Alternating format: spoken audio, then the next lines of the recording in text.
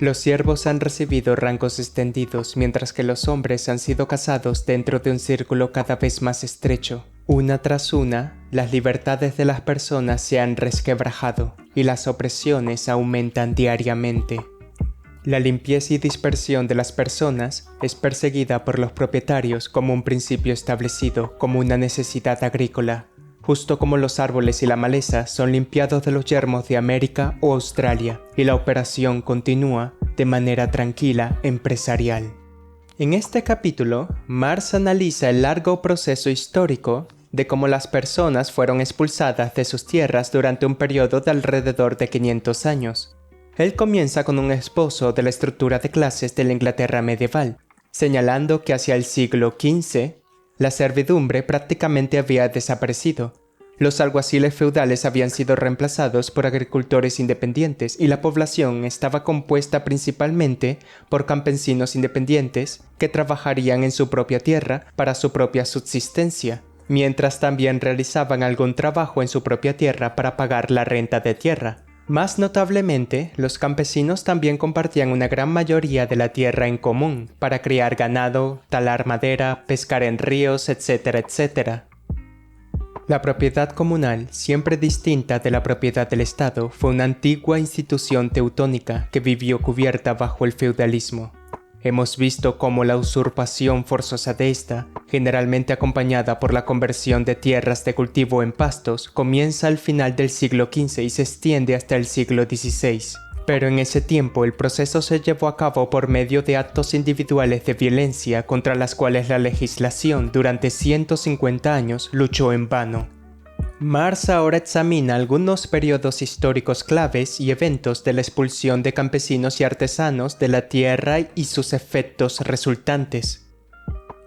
Hacia fines del siglo XV, vemos la dispersión de las bandas de sirvientes feudales cuando la monarquía, los señores feudales y la nobleza lucharon entre ellos por el poder absoluto. Este periodo también fue en gran parte donde el desarrollo y la expansión de la fabricación de lana comenzó tanto a elevar el precio de la lana y también a convertir la tierra en pastos para abejas.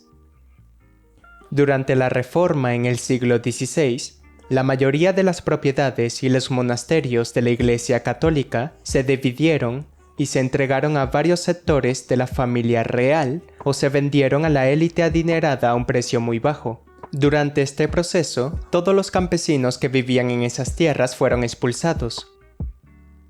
La gloriosa revolución de William of Orange en el siglo XVII vio más robos de grandes cantidades de tierra del Estado que luego fueron entregadas a la élite rica, creando terratenientes. En el siglo XVIII, el Parlamento británico, dominado por terratenientes y capitalistas arrebatadores de ganancias, finalmente aprobó proyectos de ley oficiales para el cercamiento de tierras comunales, ya que la ley misma se convirtió en el instrumento mediante el cual las tierras de las personas fueron robadas.